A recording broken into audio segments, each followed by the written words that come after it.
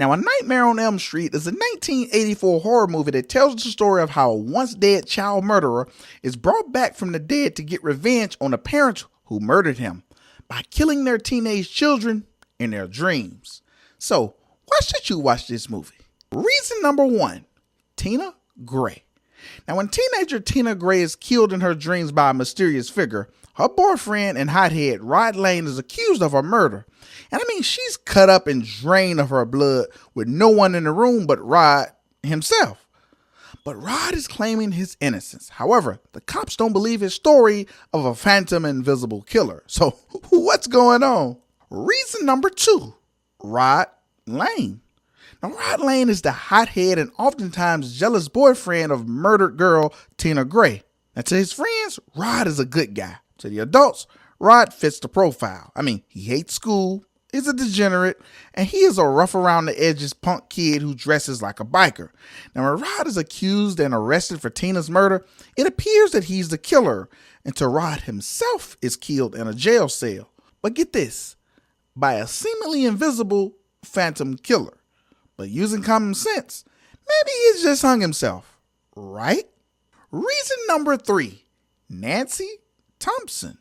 Now, all around good girl and daughter of Police Chief Donald Thompson, Nancy is a studious young lady who, like Rod, Tina, and her boyfriend Glen, claims to be plagued by a mysterious figure with knives for fingers and haunts her in her dreams.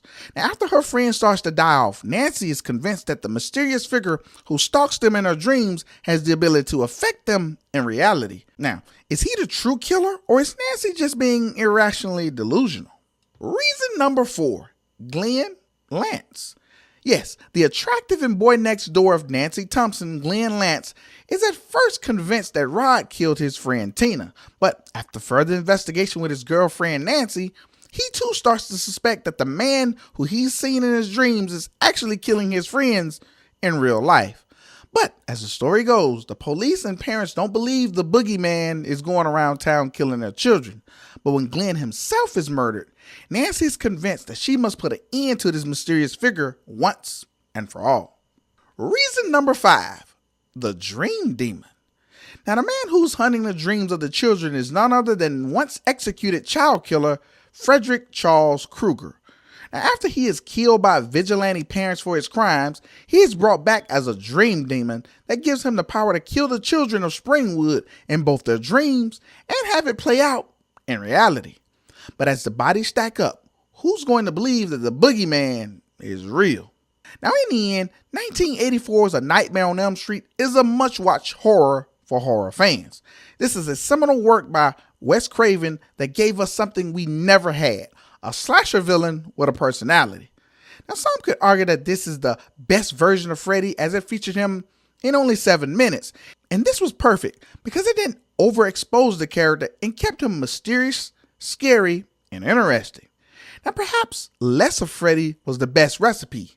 So, have you seen the original Nightmare on Elm Street? If so, let us know how you liked it in the comments. Now, this video is sponsored by my Patreon supporters.